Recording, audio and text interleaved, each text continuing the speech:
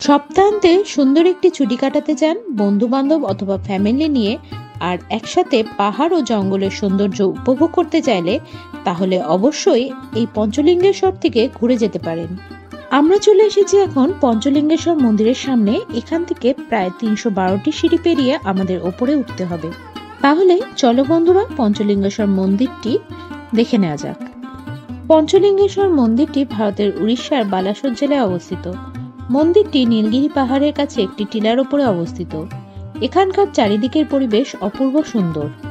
কথিত আছে যে শিবলিঙ্গগুলি বনবাসের সময় ভগবান রামের স্ত্রী সীতা দ্বারা স্থাপিত হয়েছিল।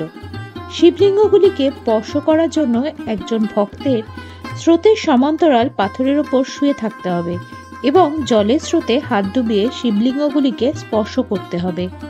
তাই বন্ধুরা, উড়িষ্যা বেড়াতে এলে অবশ্যই পঞ্চলিঙ্গেশ্বর মহাদেবের মন্দির দর্শন করে যাবেন।